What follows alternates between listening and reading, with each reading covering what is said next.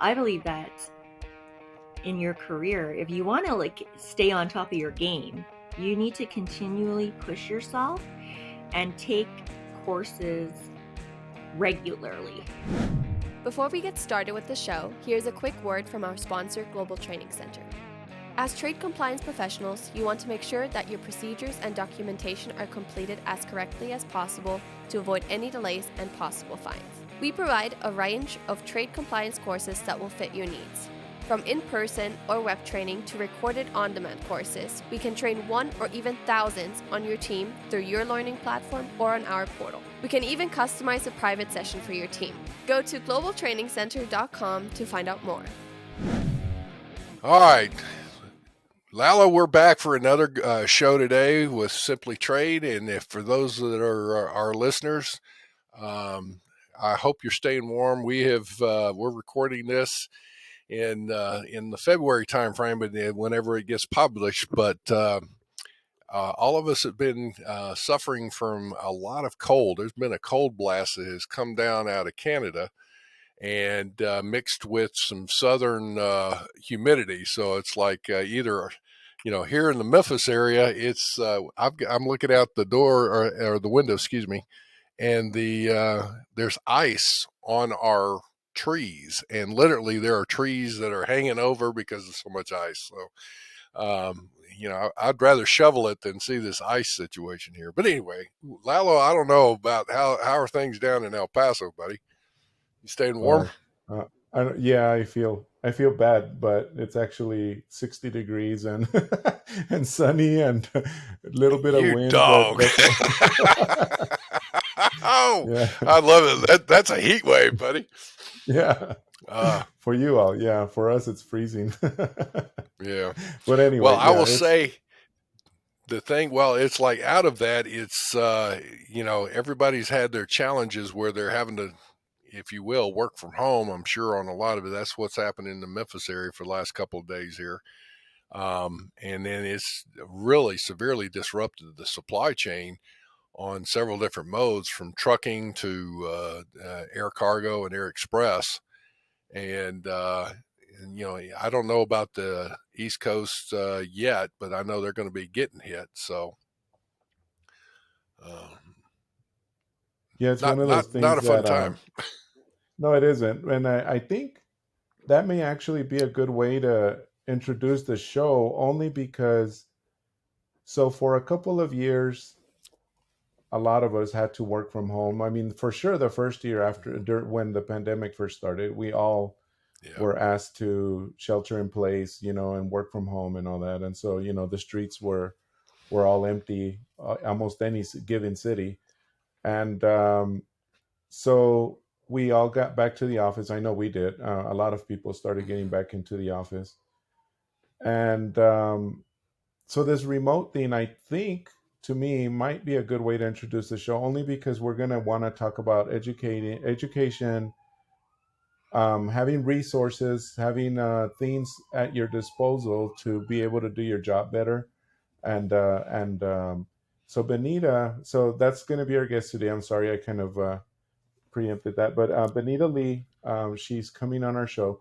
She's going to talk to us. She's obviously been, and for those that may know her or not, we'll introduce her here in a little bit, and we'll talk to her a little bit about her background. But um, she's been involved in a lot of different like organizations or in initiatives to have people advance their career per se, right, Andy? I guess that's probably the best way to say it. But she works with Kelly in mentoring people as well, and so it's all about career and education. So that's more or less the theme of this show. And again, I just kind of wanted to say, I guess this cold weather, people working remotely, you kind of need to depend that your employees know what they're doing, and be able to communicate better because you're not in the same office, and be able to continue to ship products. Well, this is one where if you've got some downtime, I mean, how often does an individual get some, yes, you're working from home or whatever the case may be, and you may have a little bit of quiet time. With that is a great opportunity to, just take a pad and just have it, and just don't have an agenda as far as trying to, look at this. What Just start jotting down ideas. And one of the things that comes into play is, especially if you are in any form of leadership, how sharp is your staff? How knowledgeable are they? What can you do to make them more proficient in whatever areas? And what areas should that be? I mean, as you start going through that. So I will say Benita is going to be one that I've always had the pleasure of getting to see her at some of the conferences and whatnot. So Benita, I tell you, thank you for joining our show. You are I'm really looking forward to this conversation. You and I have not gotten to actually talk together in quite some time, but it's always a great pleasure just to even get to see you and talk to you here. Welcome to Well, our show. thank you. It's my pleasure and my honor, of course. Ah. So, from that perspective, we've kind of teed it up for you. Um, from your perspective, when you come in and well, first off, let's talk a little bit of it. Why don't you tell everybody what you're doing, because you have been down in the States, and I saw where, obviously we're talking there, and last year you moved back up into Canada, in a beautiful part of Canada, by the way. So why don't you tell folks what you're up to nowadays? That's right. I come from Calgary, Alberta, Canada, home of the Canadian Rockies. We're the ones Hmm. that threw you that cold weather, apparently, Andy. Yes, it's like, hey, you know what? You can take it back. Um, so, my education has been the first the first decade of my education was really supply chain, like a lot of us. And then the next 15 years were spent on trade compliance, specifically first import into Canada and then export into the US. Um, a lot of that is because a lot of multinational companies in Canada have entities in the US. And I've worked for companies that have, you know, 20% imports into Canada and then 80% exports into the US. So Right. it's been a very um, important to continuously learn and find those tools and resources and mentors that can really guide your career development in those ways, because it's a huge industry, right? I may Hmm. know free trade agreement programs better than anyone else because I've been in a NAFTA audit. But then there's other people that would know Incoterms 10,000 times better than me because they're the ones that are, inside the system selecting which Incoterm to use on which contract. Right.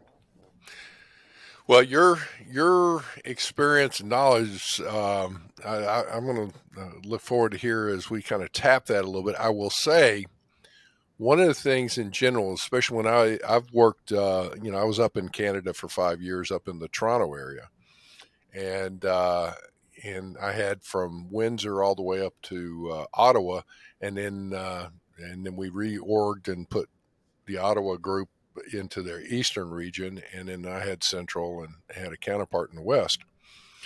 That said, is I in general, in talking with Canadian business people, I find that Canadians as a whole, business wise, are a bit more knowledgeable in cross border requirements, both as far as export of Canada and import in the U.S.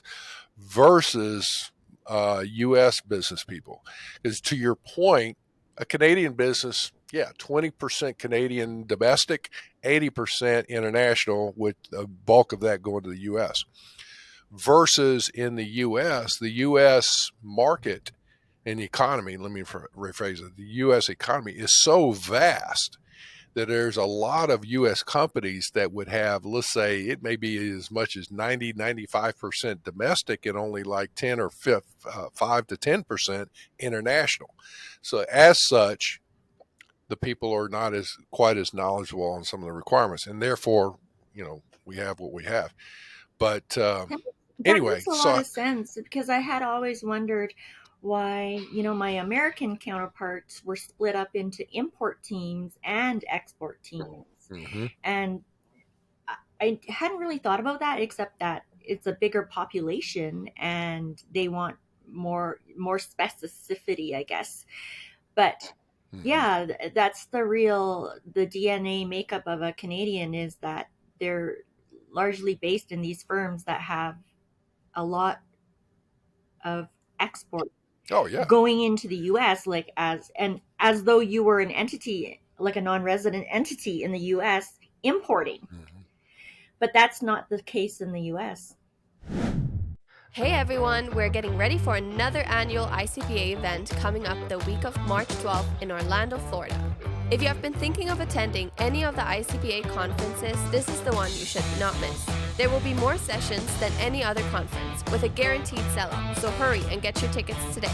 We are also excited to share that Simply Trade podcast will be in attendance, and we want you to be part of our show. Listen to episodes 14, 15, and 16 to find out why you can't miss this conference.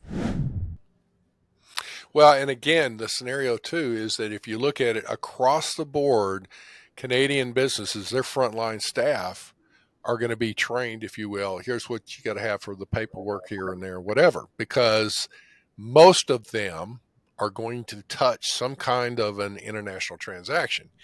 On the U.S. side, if you look at it, there may be an import department, but that's all they're dealing with for the entire company. So you have one department, so they concentrate the resources Right. into one area in a sense, or even if it's matrix, but it's there it is. So it makes sense because the span of control, whatever, the number of transactions, now you develop some proficiency in an area. That said, here's a question for you though. From your perspective, when you go in and if you try and help somebody, in the U.S. in particular here, um, build some kind of a efficient and proficient department, what would you recommend to somebody as far as if they're leading an effort and they're building a team or have a team that's already built, either one? What would you recommend as far as from your perspective on what you've seen? What should they do? Where should they go with this kind of stuff to get them up and running? I think the number one thing is make sure you have connections with, you know, people outside of your trade compliance team. Like if your supply chain, make sure you have finance connections, you have tax connections, you have lawyer connections and risk Mm-hmm. connections and maybe even insurance, right? Because There you all go. of those departments are really going to help you form your customs department. Um, if there's nothing been done, I always go about it with like a make sure you're audit ready, you know, and getting the internal auditors in on it because a Mm-hmm. lot of times the customs department is like a one man team, right? Who hasn't been part of a one man team in customs compliance Yep. here or trade, right? Um, and so if you have the resources to draw from these multi disciplines, you're a lot better off than if you're going at it on your own. With the internal auditor part, I want to just expand on that a little bit. Like, who else knows how to build internal controls? Who else knows how to write audit reports on, where your gaps are, your findings are, where you could have areas of improvement? Like, I think we've been underutilizing the internal auditors in our companies. Well, to that point Yeah. again, you're not a lone wolf. So I mean, Yes. it's like trying to reach out there is fantastic. Now that said, trying to get proficient with some of these also is like putting in the controls. Comes back to writing policies and procedures and things of that nature. And that comes back into some of your training, some of the things that with the staff and so what do you look at as all right? So you establish relationships. What next? I mean, I'm kind of throwing you a softball Right. here.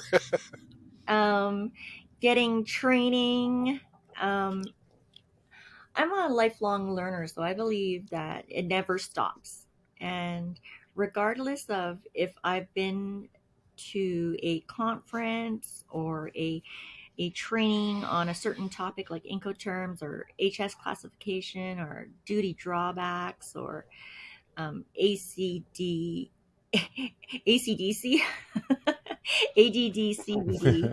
Um, I was just going to say you're going to do the anti-dumping thing. I think is where right. you're trying Yeah. to. Um, Anti-dumping and countervailing duties. Regardless Yeah. on what topic it is, sanctions, you're always going to learn something new from a repeat topic.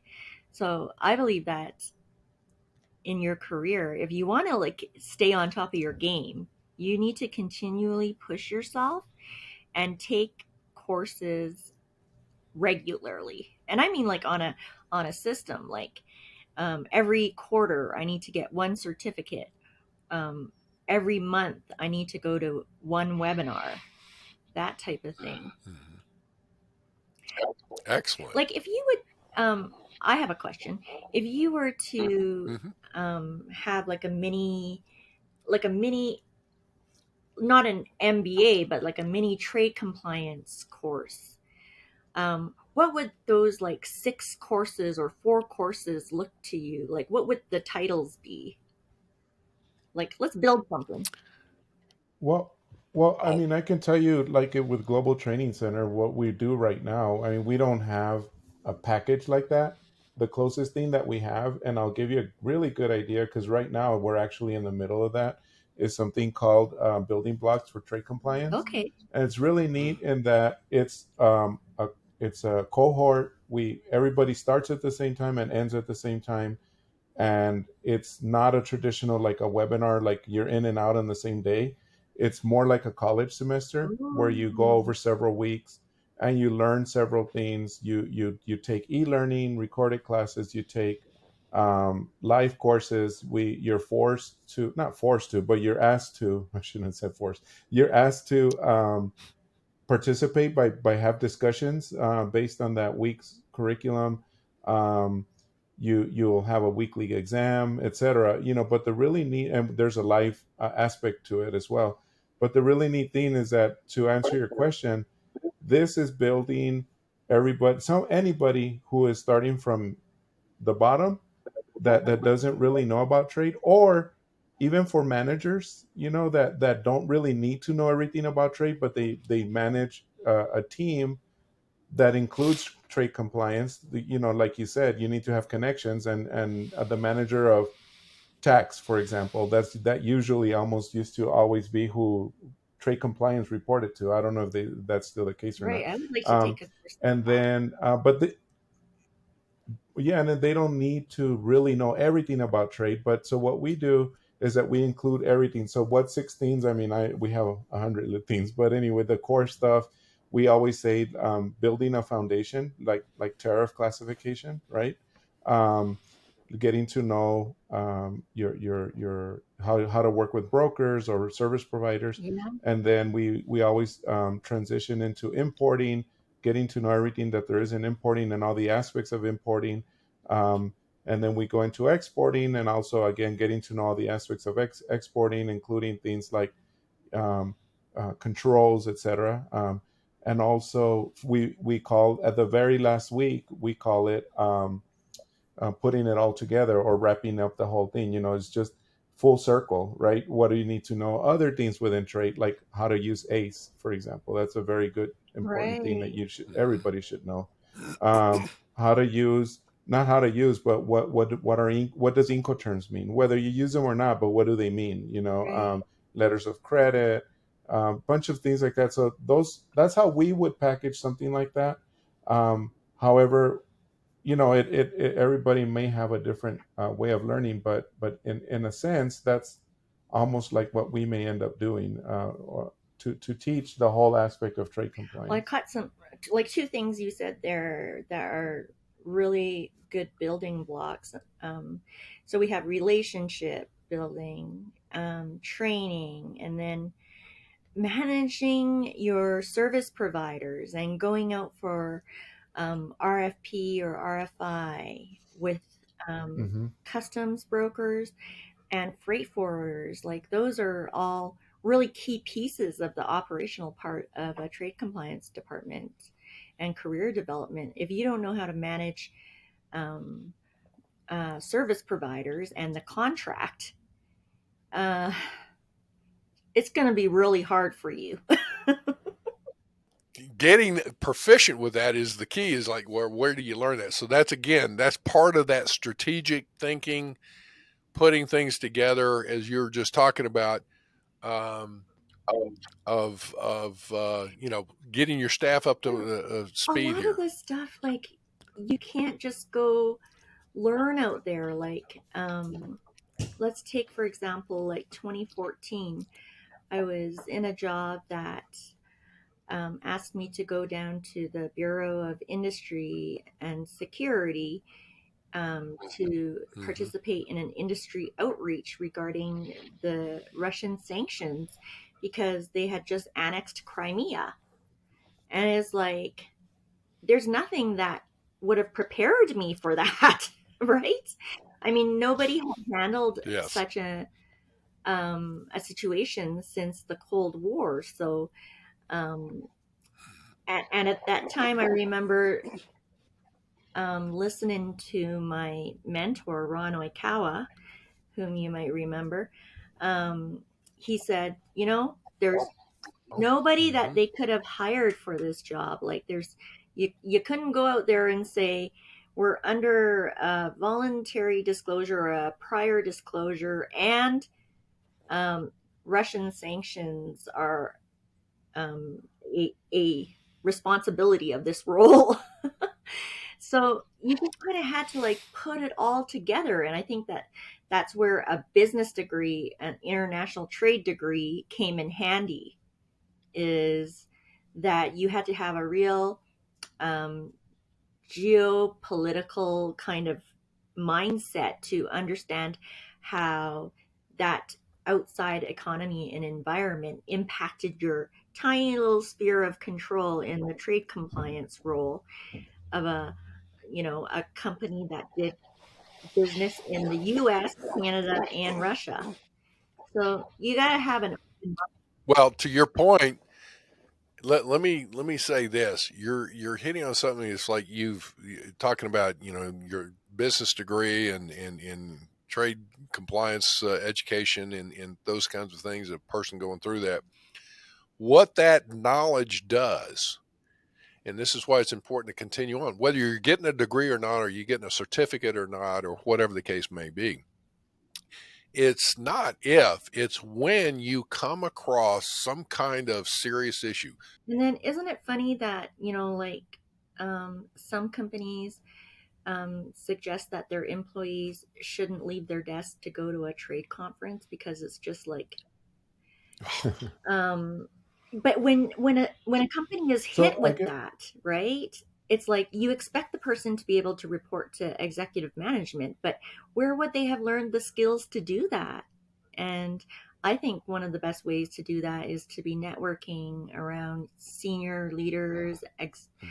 and experts in the field at these conferences, because then you have a buddy to call so up now that and say, yeah. hey, this is what I'm encountering with our company. How do you think I should explain that? What have you Yeah, what done? have you done? Or So how do so you think I should yeah. explain that to the VP of, or the director of, or the CEO, right? Right. And you bring up a good point, Benita. Now that at the time of this recording, we're coming upon what a lot of us like to call conference season, right? Starting in March with ICPA, April, I think it's NCBFAA, May, I believe, is AAEI, and I think June, July, I think, is another NCBFAA. So there's quite a few conferences coming up here in the next few months. And so, what would you say? I mean, I guess you're an employee and you know it's valuable for that, and maybe management doesn't feel it's important for you, like you said, to leave the desk. I mean, to Right. that point, how would you feel that someone like that can justify Well, it? number That's a good yeah, and you question, know what Lalo. I found on the ICPA website is a form with your registration. So, like, even if you think that you're not going to get approved, go on to the ICPA website, click on Orlando, and find the form that says business justification, because they now have a business justification sheet that you can fill out. And I was just like, wow, that's just next level. And it's not very expensive. Like, I've been to the NCBFAA ones, and uh, they're kind of a bigger deal, like, and not as family orientated. Like, Well, they all address different things, mhm. So all their Yeah. conferences, even though there's five, six, seven of them out there, honestly speaking, you can go to every one of them and you'll Oh, learn different totally. things in each one You'll of get them, more of an and industry look, a different point of view. or you'll Right, get more of right, a. and Mhm. yeah, I was going to say, and someone might be thinking, well, why am I going to send my employee to Orlando? They're going to have fun. I mean, well, they're going to have fun because they're geeking out with people like their own peers. But believe me, I've been to an ICBA That speaks their in many, language. many different Yeah, cities, and it's rare that I see that city. You know what I mean? It's mostly we're in that conference and we're learning. It's Yeah. not like we're out riding, the Splash Mountain, right. or well, I guess Well, that you doesn't know, exist anymore. But the whatever, you know reason what I mean? why I have the hashtag I speak customese is not to differentiate myself, but to really connect with everybody out there who speaks the same language, like you guys, right? Like the Yeah. trade nerds, Yeah. that it's like we all have this complex where, when I talk the trade compliance stuff, nobody else understands what I'm talking about. And so you're The deer in the headlight look of we've all, yeah, what do you do? And and they're like, yeah, okay. exactly. Yeah. No, it's now all said and done. That's the one thing is, you hit on something though, is that business justification, what's the ROI, return on investment, if you will, of me going to a conference. Here's something for our listeners. If you take a training, you go to a conference, whatever, you really should do a recap of some of the key things so that when you get back, one, you can report back on here's some of the key elements that we learned about. If people want to know more about that, they'll ask you questions. Don't inundate them with a dissertation.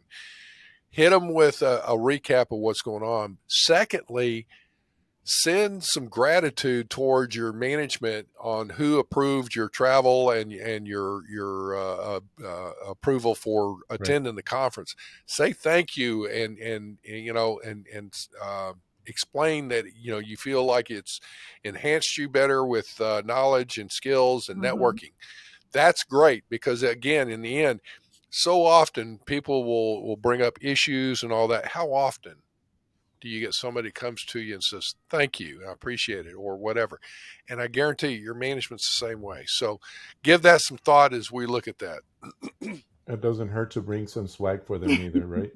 Oh, yeah. Yeah. Go through the vendor. Hey, listen, the other thing about conferences, um, go to every single booth, look to see what they're doing. Yeah, You may Yes. not need that vendor right. right then, that person right then. But you need to know what's going on in an industry, whether it's software, whether it's hard product, whether it's services, Training. whatever, because oh, you just listen to it and then you hear about the turnover in the compliance arena actually is pretty Yeah, high. And a lot of people move within I 5 years. noticed that. Okay. You go to a different company. Now all of a sudden, you know what?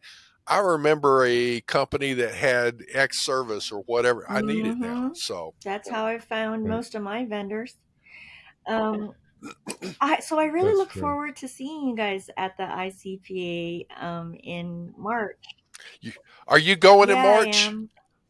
Are you Of coming? course. So I'm Wonderful. going to Good. be at your booth, and I'm going Yeah, well, we'll be there. Yeah, the We'll be the recording too. podcast will be there. We're going to be recording to. I there, can't so wait. drop I can't by wait to and see what my just swag is. say hi, and we'll give you a little mini microphone Oh, or that'd be something. so fun. But yeah, no, I'm kidding. But anyway, we are going to be there, so just come look for us. And for anyone listening, we will be there. If you're going to attend, come by, say hi. Even if you're an attendee, I mean, really, just come by and say hi, and tell us how the experience is so far. Yeah. Everybody loves to hear that, and that's even part of the justification, Benita. I mean, people, just everyday people that are attending, say, "I'm learning so much." I mean, the next person that needs to justify can tell their boss, "Hey, check out what they just said." They're actually learning. They're picking up some good skills here. So anyway, but I guess with that, I guess if you have any final words so that we can wrap this up, I don't know if you might have anything No, final, Benita. Yeah. Do you have any nuggets of knowledge here that you want to say? What would be one of the top 1, 2, or 3 things you think somebody should be looking at here? and in terms of career development, I would say, Cool. get your formal education, go to those conferences, meet those people, make connections, and stay in contact with them. And 3, use your knowledge, keep an open mind, and what you get from one industry might work in your own. So you have everything at your fingertips. Hmm. Benita, I appreciate that, and we really appreciate you being on our show. For our listeners, listen, we're going to have a link to Benita's information and her bio and whatnot. And again, if you are listening to us now and you're planning or considering going to ICPA in March, please sign up because it's filling up quickly. It really is. Yeah. I think they're expecting a much bigger crowd than originally planned. So we're looking at pre-pandemic type volumes of people. It's going to be great. And again, look forward to seeing everybody there and all that. Lalo, I appreciate you, man. It's like you're right on the money here with getting Benita on board with us here. Yeah, well, actually, Benita, I met her at a conference. So, and it's one of those things, like you said, Benita, networking, and look where we are now. Less than a year ago, right? I know I met you less than a year ago. Um, so that's really nice. I mean, you make connections, and you end up doing, the business, or in this case, a show with us. So, Pleasure to be with you. Well, thank you, Benita. with that, thank you, folks, and be sure to flag us if you like our show. Share it. We thank you so much for your listenership, and with that, you all have a great day. Thank you very much for joining us. Simply Trade is brought to you by the generous contributions of Global Training Center. You can follow the show and GTC on LinkedIn or Twitter and other social networks. Make sure you check out the show notes in the description for a full rundown of today's show with all the important links. Also, make sure that you share this with a friend and subscribe on your favorite streaming platform. We really like hearing from you. If you enjoyed the show, make sure to rate and review wherever you listen to this podcast. If you or someone you know would like to be a guest in the show, or would like to sponsor Simply Trade, or suggest any topic you would like for us to discuss, please contact us via email at simplytrade@globaltrainingcenter.com, or you can DM us on Twitter at simplytradepod. Thank you again for the privilege of your time. Happy trading. Simply Trade is not a law firm or an advisor. The topics and discussions conducted by Simply Trade hosts and guests should not be considered and is not intended to substitute legal advice. You should seek appropriate counsel for your own situations. These conversations and information are directed towards listeners in the United States for informational, educational, and entertainment purposes only and should not be substituted for legal advice. No listener or viewer of this podcast should act or refrain from acting on the basis of information on this podcast without first seeking legal advice from counsel. Information on this podcast may not be up to date depending on the time of publishing and the time of viewership. The content of this posting is provided as is. No representations are made that the content is error-free. The views expressed in or through this podcast are those of the individual speakers, not those of their respective employers or Global Training Center as a whole. All liability with respect to actions taken or not taken based on the contents of this podcast are hereby expressly disclaimed.